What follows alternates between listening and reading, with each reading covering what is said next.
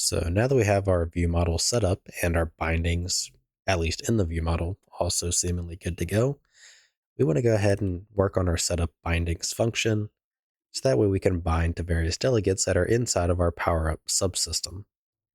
So what we want to do basically first is going to be uh, getting access to, what Powerup is registered. So the way we can do that is through a couple different, I guess you could say, means. Now, there's a few ways we can do this. So the first way is we have, just inside of here, we have a on Powerup registered that we can bind to in our view model. And that'll take care of a couple things. So that'll let us access the actual Powerup itself. So from there, we can then access various delegates on the Powerup. Or we can have a couple other events on the Powerup world subsystem that the Powerup itself, broadcasts. So there's kind of like the two ways we can do it. So I like the first way where we bind to when the Powerup is registered. So that way we can access the Powerup itself. From there, we can bind to, whatever we want on the actual Powerup. So to begin, we need to first off make a simple declare.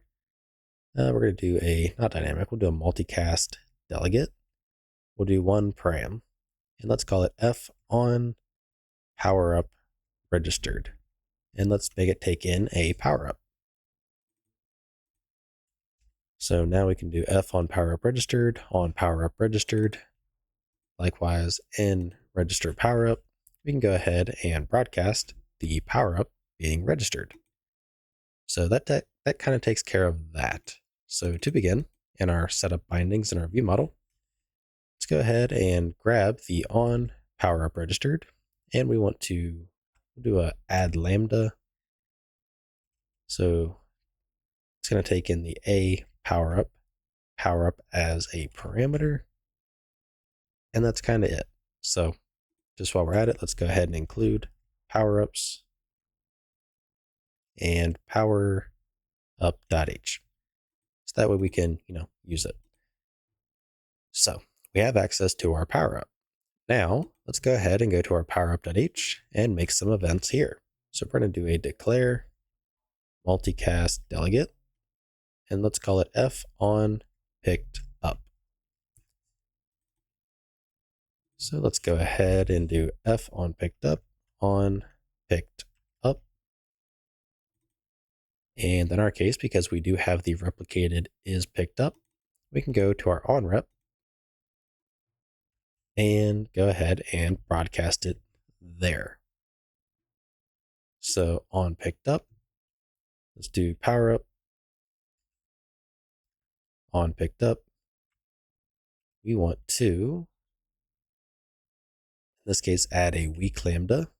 We'll pass in this for the object. Then it takes in no parameters. So let's go ahead and see, what do we want to do? In our case, we can simply, for testing, go ahead and set Powerup name. And for the name, let's do Powerup get Powerup data, get name.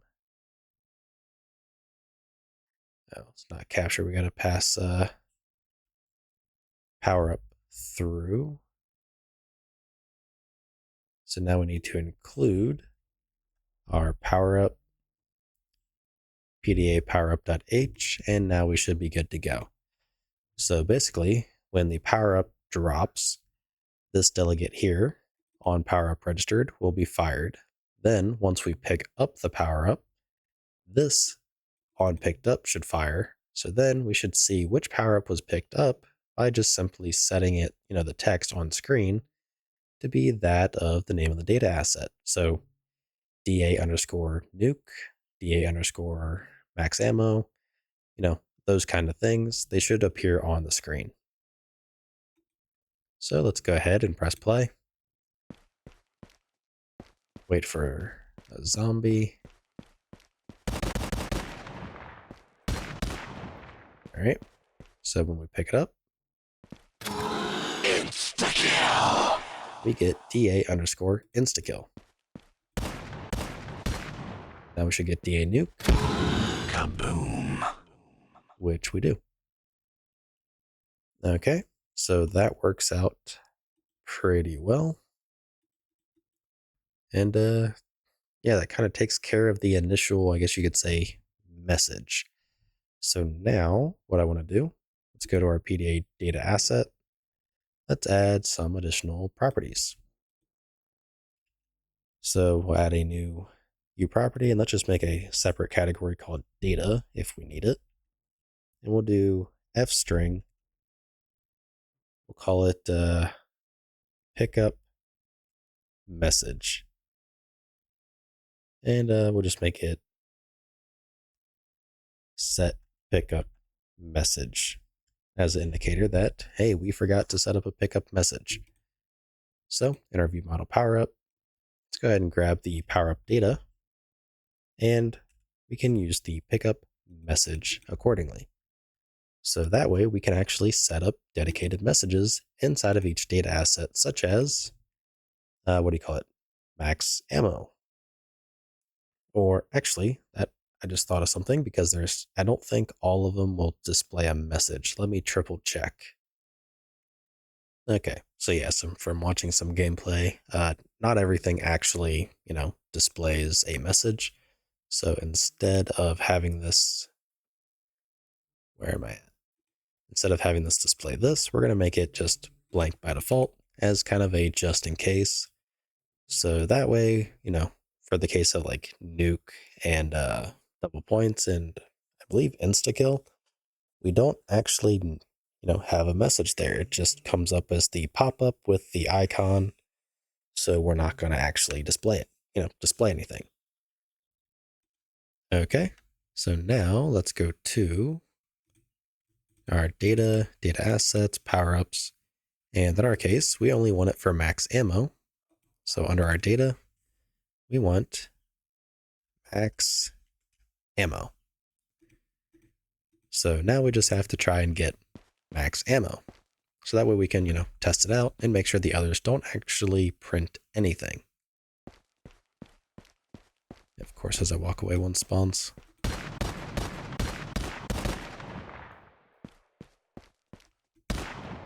Okay, max ammo. Max ammo! So we got our max ammo printed out. This should print nothing. Kaboom! Max ammo! I really want the insta-kill, but because I want it, I'm not going to get it.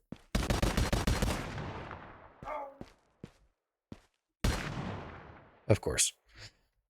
Everything but insta-kill. Anyways.